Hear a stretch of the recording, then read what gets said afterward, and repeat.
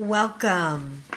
How one ice cream scooper became, dare I say, a mogul. Part of me has a hard time saying that, but I'll share more with you in a minute. Before I proceed, this episode is, as always, brought to you by Black Aswad Coffee, the one coffee blend that's rich in flavor and revolutionizes the way that the mental health industry is supported by nonprofits. I'm Marta Saray Greca, your host, and I'm here to tell you one of my own stories today. It's just me, myself, and I. No guest. I'm just going to keep it real. And as I was putting together the title for this episode, a lot of imposter syndrome came up because clearly my inner child still identifies as that a little ice cream scooper. And I was an ice cream scooper for a long time. And why this story came up. Hey, thanks for watching, everyone. Why this story came up for me, and I felt like I was divinely guided to share it this week, is because I recently received an invite to attend an event at my old stomping grounds. And that is the ice cream shop that I used to work at. And it wasn't like I was an ice cream scooper as just a teenager. I stayed and I stayed and I stayed and I stayed. And then I became pregnant with my first child while I was in college. And I'm still so grateful to this day to the opportunity that they said I could stay. They said I could bring the baby to work and I could keep working and have a full-time position. So I graduated from my professional writing degree in college. I had a baby in tow, and I just kept having babies and babies and babies. And they allowed me to turn that office into a nursery for my baby. And I was like a fish in a fishbowl. People would come and they would get ice cream and they would get to witness my parenting and lack of parenting skills thereof. And it was a blessing, but it was also very, very difficult, much more physically strenuous than anyone should ever have to endure on a daily basis.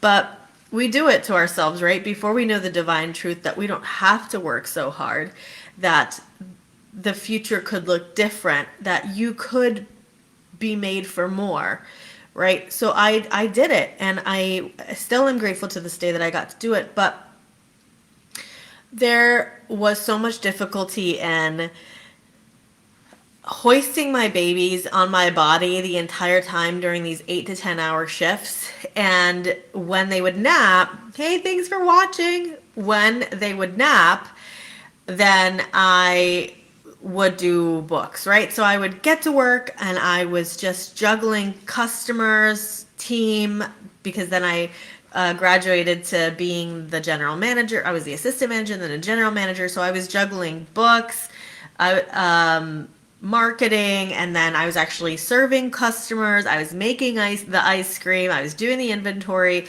all while having babies physically on my back. And I just kept having one baby after the other, one baby after the other. And I didn't know then that what I know now, which is that I was putting a lot more responsibility on myself of the position that I had running this ice cream shop, because I truly was not qualified for the things that I was expected to do. Because in addition to doing all the things I just mentioned, I also was responsible for the budget of the business and doing the books and doing the QuickBooks. And yes, the previous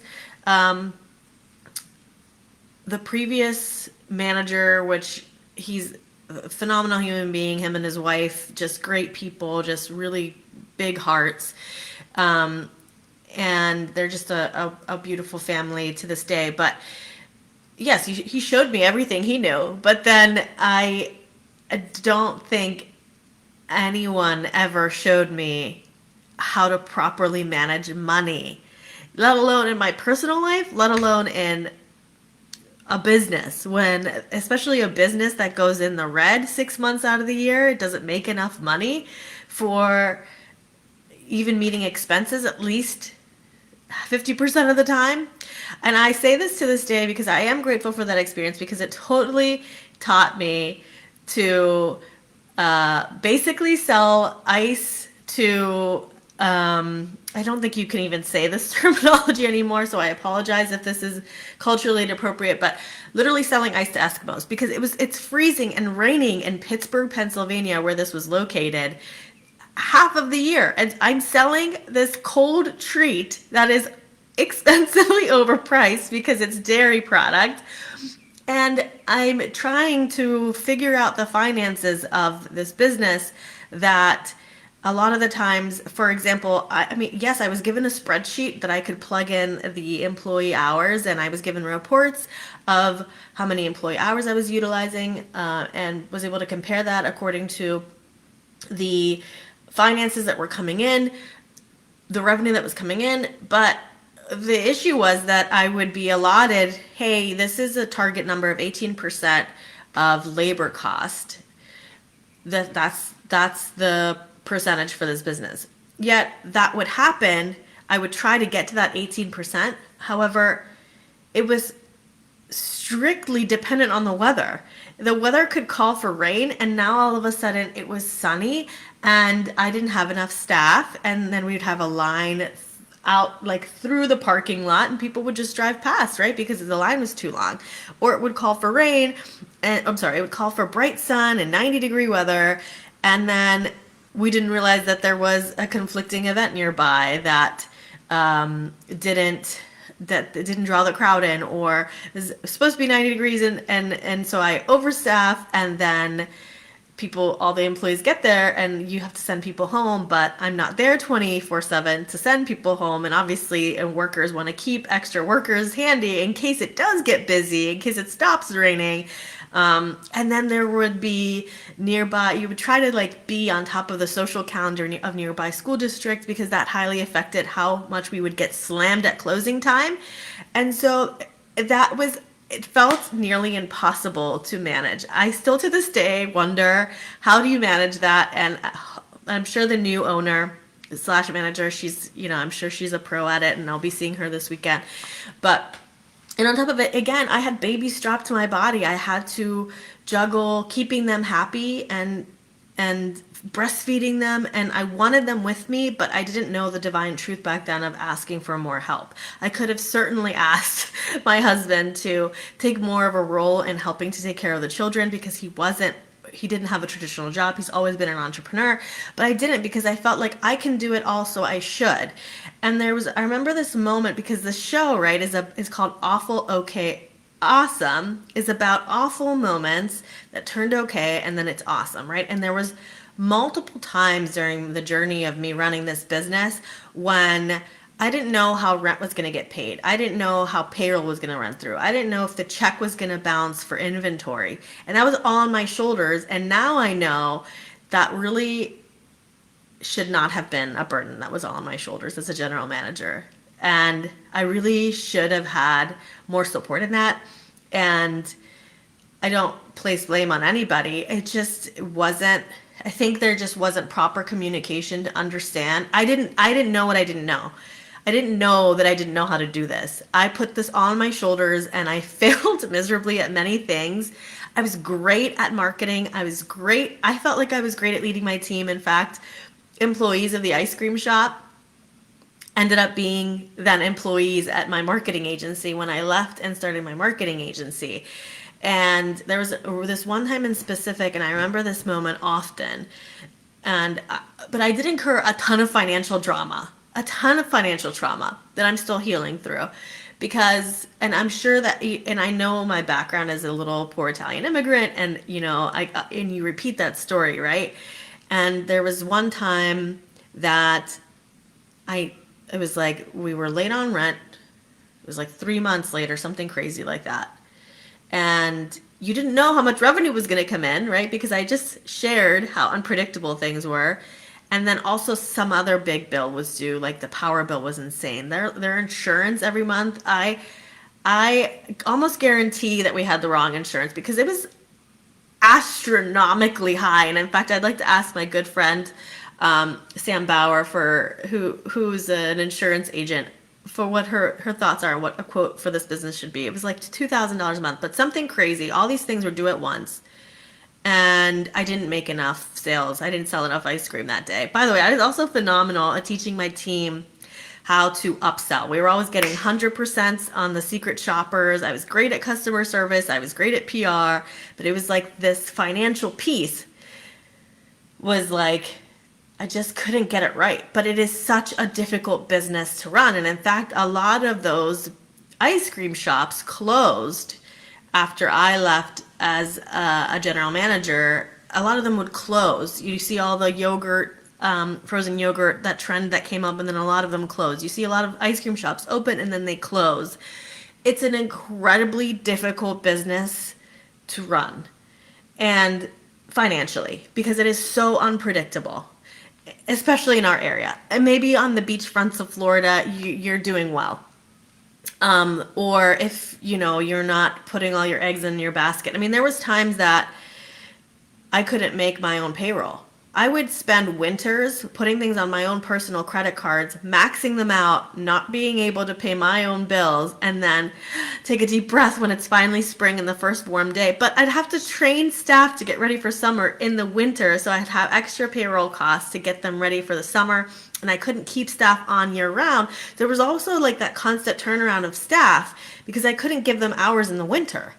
And so, again, incredibly difficult. But I remember this one time, and there was all these bills due, and something happened. I can't even remember exactly what happened, but there was some glitch in the finances on one of their ends, and the timing came out to be lined up perfectly that everything went through.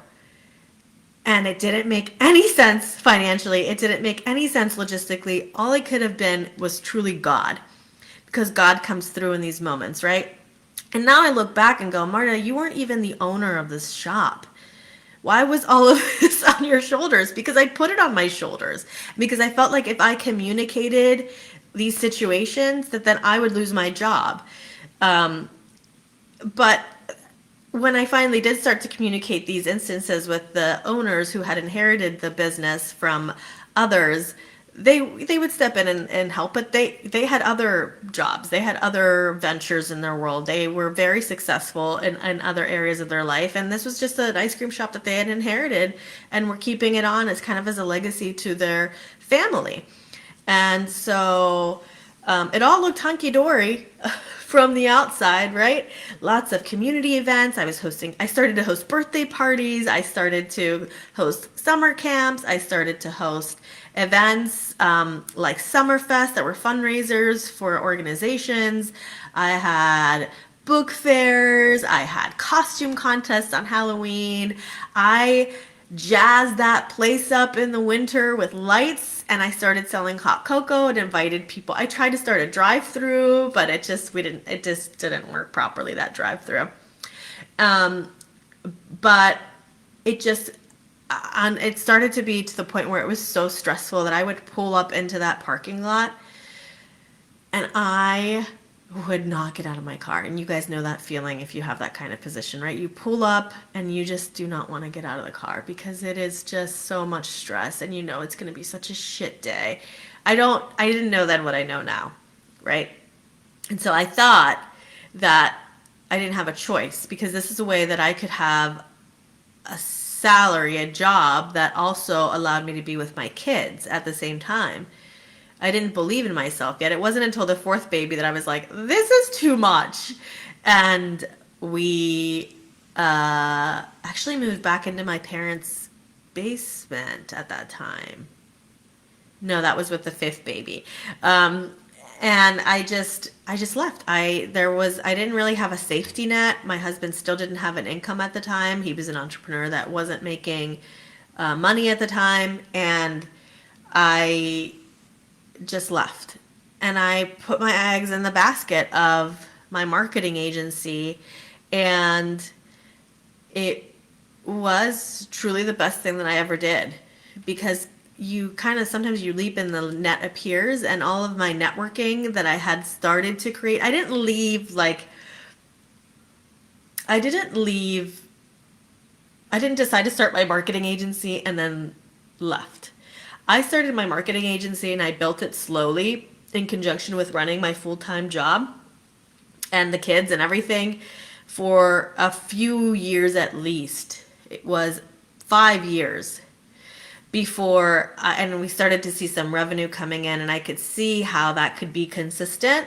And as I was networking and promoting the ice cream shop, I would be I would be unilaterally, I'm sorry, not unilaterally, I would be simultaneously promoting my marketing agency, which at the time was called Pop Invasion. It was very confusing for people, but some people got it. So I was getting leads for catering for the ice cream shop, and then I was getting leads for photo and video productions. And I actually remember we were so personally in debt, both from just financial trauma and also from trying to run a business. And I was maxed out on that line of credit, and I didn't know how we were going to do it. And I remember getting a phone call on my cell phone. It was an 800 number, and this was close to the time that I decided to leave. It was an 800 number, and it was some company I didn't recognize, and I was like, okay, I'm just going to put you on hold. I have to get with a customer. And I put the phone down, and I went back to them. Okay, how can I help you? What do you need? And it turned out to be a big gig that fully in 1 week paid off my line of credit. And I love to remember these experiences because as you level up, these moments of uncertainty expand. I hate to tell you, there's not really, I've at least not experienced it yet. There are moments where you're like, okay, I've made it. This is awesome. And then but it does. It's ebbs and flows, and it goes up and it goes down. And now I know that you plan financially accordingly, knowing that it ebbs and flows. You don't see a very exponentially financially wealthy and abundant and prosperous month and go, this is it. I've made it. This is my budget now. No, you know that it's going to fluctuate. Yes, it could go back up from there. Typically, business does fluctuate. Okay, so I just wanted to share that story with you because that's just what came on my heart this week. And this week is this show is all about stories that of hardship that turned to something awesome. I got through it, and everything in that position totally guided me and led me to where I am now. I'm still forever grateful for it. I did have such a level of shame because I had a college degree, and I felt like people would look at me like I was this destitute mom with babies working in an ice cream shop. But I chose that. And I do remember having such a sense of shame, and now I know the divine truth, right? That shame doesn't serve you, and guilt doesn't serve you, and I now know that there was nothing wrong with the position that I held in that time of my life, and that it led me to where I am now. And I'm just looking back because it has been a difficult past 3 years, and I'm just looking back at that time and having babies hoisted on my body, and it was so financially difficult to run that business, and therefore it was financially difficult to run my life because sometimes it couldn't make payroll, and so I'd sacrifice my own, and I'd delay my own salary. And I now get to look around, and I could have never imagined the life that I get to live now. And there are hard moments, and there have been hard moments in the past 3 years, but that occurrence this week of being invited to this event at my old stomping grounds reminded me of, look at where you were. There's nothing wrong with it. It just wasn't your path. It was not your calling. It certainly did not light you up. It certainly burnt me out. And look at where you get to be now. And I hope that that reminder serves you and reminds you. This is a quick episode this week. I'm headed off to meeting after meeting after meeting. It is Thursday, and it is the day that I get it all done while I get to just work during nap time the rest of the week. And I just want to remind you that this show is brought to you by Black Aswad Coffee, the coffee brand that benefits those who are experiencing mental health journeys. you can partner with Black Aswad Coffee to sell their coffee as a fundraiser for your own nonprofit that benefits the mental health industry and those experiencing mental health situations and journeys. And I want to sign off with just inviting you to remember that every chapter of your life isn't the whole book, it's just a chapter. And I am your host, Marta Saray Greca. I am the producer of the show. I'm the owner of Whole Truth Communications. And I am also, ironically, after the story I just told you, but not ironically, right? It all led you to where you're meant to. I am a financial rep. I do help families to navigate the money in their life and how to protect it, how to grow it, and make more confident money decisions and understand money and how the market works. And probably the story I just told you, I mean, not probably, I know that is why it was so much on my heart, because I went through my own journeys of trying to figure it all out, and it led me down the rabbit hole of, this is amazing, I have to help other families do this, because there was no one like me who can sit down and look at everything with you and come up with a plan of both how to bring more money into your life, how to grow the money that already exists, how to protect it, and how to, if you have debt, pay off debt much more quickly, and strategies on how you can save hundreds of thousands of dollars on interest. And these aren't from products I sell. What I will tell you what the catch is. The catch is that should we find an opportunity within your life that you could start investing even $25 a month over the course of decades, $25 a month can make a huge difference. And usually when I show clients that, they're like, I've never felt like this was so accessible as it is now. I can't believe how accessible this is. And then they not only open accounts with me for themselves, they're like, can I open one for my son? Can I open one for my husband? I didn't realize that life insurance could be so expensive too. Absolutely. I've never thought that it could be a priority because it didn't make sense. But so I'm here for you in that sense. And once again, I know I said it twice. I got to say it 3 times because they're the best. The sponsor for the show, we are so grateful for Black Aswad Coffee. Go to blackaswadcoffeecode.com. Use the code, all caps, awesome15, again, in all caps, to get a special discount and support the sponsor that supports us. I would be forever grateful. Bye. Have a good day.